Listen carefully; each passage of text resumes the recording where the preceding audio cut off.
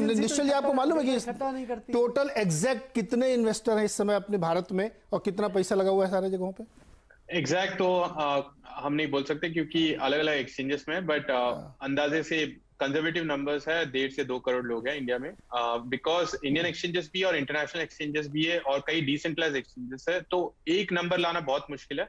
But ये एक assumption से कंजर्वेटिव नंबर्स में जो बोल रहा हूँ, जैसे हमारे प्लेटफॉर्म में और दूसरे जो कंपटीटर्स है उनके मिला के अप्रोक्सीमेट 1.5 से 2 करोड़ लोग हैं इंडिया में। निश्चल, बहुत छोटा सा जवाब। तन्वी जी, बस जस्ट आपके पास ही आ रहा हूँ, बहुत छोटा सा जवाब।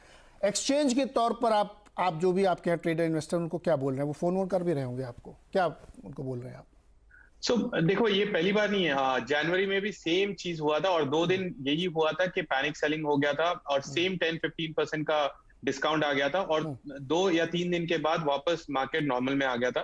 तो हम बस ये इन्वेस्टर्स को भी यही बोल रहे हैं कि ये बहुत जल्दी है आपको डिसाइड करने के लिए इंडिया क्या करने वाला है। अभी तो सिर्फ बिल के बारे में बात चल रही है, तो रुकिए और देखिए कि सरकार इससे किस तरीके से रेगुलेट करना चाहती है, या वेट एंड वॉच। तन्वी जी। नीरज, मैं ये आपने बहुत अच्छा मुद्दा उठाया डेटा के बारे में। ये ऐसी कोई इंडस्ट्री नहीं है इंडिया में जिसमें गवर्नमेंट को डेटा का अंदाजा नहीं रहता है। मतलब आपके बैंक अकाउंट्स हैं तो उसकी गिनती रहती है गवर्नमेंट के पास, या कोई एक्सचेंज अकाउंट है, बिकॉज ये जो एंट्री पॉइंट है इस इकोनॉमी में या इस सेक्टर में, वो यूजुअली गवर्नमेंट से कहीं रजिस्टर्ड चलती है। और जैसे निश्चल ने बोला, ये सेंट्रलाइज्ड एक्सचेंज तो एक तरह के प्लेयर है, पर इस इंडस्ट्री में डिसेंट्रलाइज्ड एक्सचेंज बहुत सारे हैं जिनका कोई एक देश में उनका जुरिस्डिक्शन नहीं होता। तो इस मुद्दों में काफी विचार हुआ है और इसलिए ये जो वॉलेट वाला आइडिया है, अब वॉलेट आपका एंट्री पॉइंट होता है किसी भी क्रिप्टो प्लेटफॉर्म में। आप पहले वॉलेट खोलते हैं, उसके बाद आप रुपए डालते हैं, उसके बाद आप उसको सेल करते हैं क्रिप्टो में।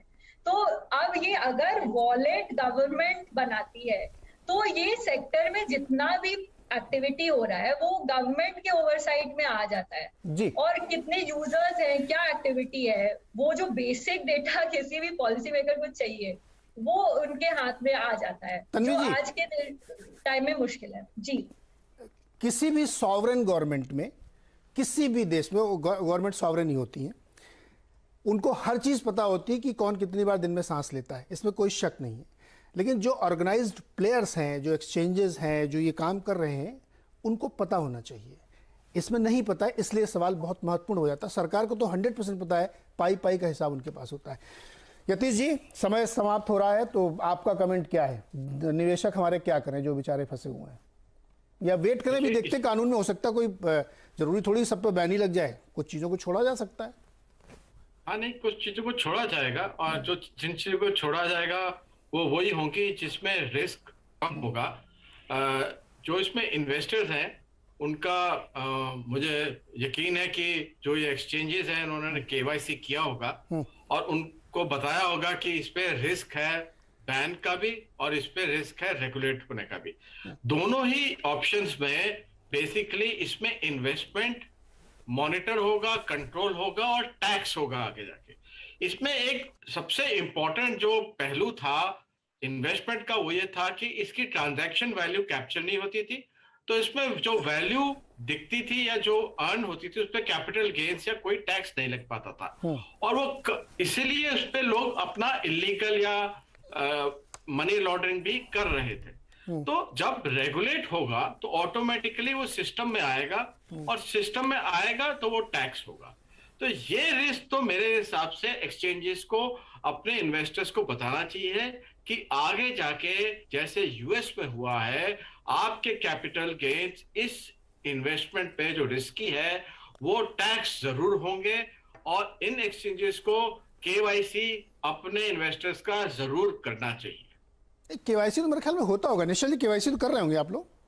हाँ, केवाईसी कर रहे हैं और इवन टैक्सेशन की जो बात है, आई थिंक आगे जाके नहीं, अभी भी अगर आप प्रॉफिट करें तो आपको टैक्स भरना ही चाहिए। और आई थिंक बिकॉज केवाईसी हो रहा है तो ऐसा नहीं है कि आप टैक्स से एस्केप कर सकते हो। अगर आपने कोई भी प्रॉफिट कमाया अगर क्रिप्टो में, तो आज की डेट में भी ऐसा नहीं है कि आप टैक्स नहीं भरना है, आपको टैक्स तो भरना ही पड़ेगा। हाईएस्ट ब्रैकेट में भरो ताकि आप सेफ हो। आगे जाके शायद कैपिटल गेन्स आ जाए, शायद कुछ हो जाए, बट अभी इसका मतलब ये नहीं कि आप टैक्स नहीं भरो, अभी भी भरना चाहिए। नहीं, अभी भरते हैं कि नहीं भरते हैं? भरते हैं, अरे सबका केवाईसी होता है, तो आप नहीं भरोगे तो आप डिफॉल्टर बन जाओगे। हाँ, नहीं वही मैं, टैक्स तो भरते होंगे और केवाईसी होता ही होगा, चूंकि अब सब कुछ आप अगर ऑनलाइन कर रहे हैं तो फिर उसमें ब्लैक मनी तो आप यूज नहीं कर सकते मेरे ख्याल में। गर साहब सही है ना ये कर सकते हैं। देखिए कैसे? टैक्सेशन डिपार्टमेंट आपसे सूचना मांगता है कि आपने किस शेयर्स में कितना इन्वेस्ट किया, उससे कितना कैपिटल गेन्स बनाया। क्रिप्टो करेंसीज के बारे में अभी नहीं मांगता, तो जब नहीं मांगता तो लोग देते भी नहीं हैं, राइट। सो टैक्सेशन सिस्टम को इसमें अपने फॉर्म्स वगैरह के जरिए ये सूचना कलेक्ट करनी चाहिए, तो अपने आप टैक्स भी आने लग जाएगा।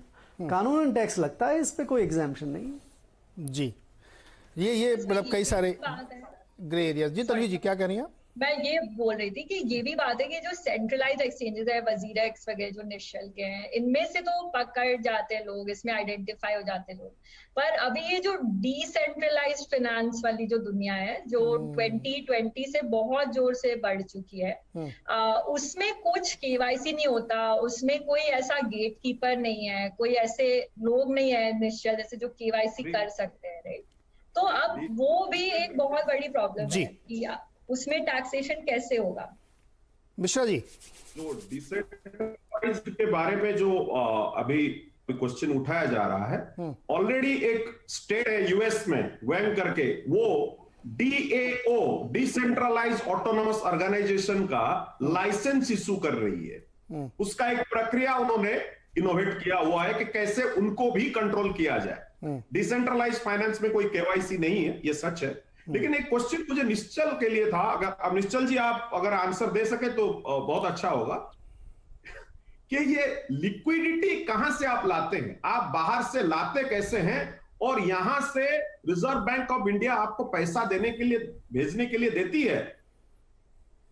लिक्विडिटी हम नहीं लाते, यूजर्स ही लाते हैं। हम सिर्फ प्लेटफॉर्म प्रोवाइड करते हैं जहां पे आप क्रिप्टो ला सकते हो और क्रिप्टो को सेल कर सकते हो। सिमिलरली आप क्रिप्टो को बाय कर सकते हो।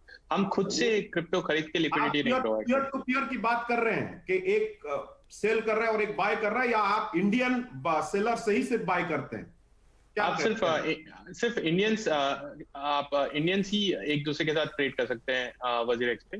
तो सिर्फ इंडियंस ही बायर्स होते हैं, इंडियंस ही सेलर्स होते हैं। यहाँ पर इनकम टैक्स डिपार्टमेंट को ध्यान रखनी होगी, अगर लिस्ट मिले तो जितने इंडिया में बायर हैं, अगर देखा जाए उसकी बहुत सारे पार्ट हैं जो कैश में खरीदते हैं, यही बिटकॉइन और चलिए सर, समाप्त एकदम हो रहा समय। चर्चा में बहुत सारे पॉइंट्स हम लोगों ने जानने की कोशिश की, बड़ा एजुकेटिव रहा, बहुत सारे नए नए पॉइंट्स हैं। कानून बनने वाला है, अब देखते हैं उसमें क्या क्या चीज़ें आती, जो कि अभी तो अनुमान के आधार पे कि क्या हो सकता है, कंप्लीट बैन होगा या कुछ चीज़ें छोड़ी जाएंगी।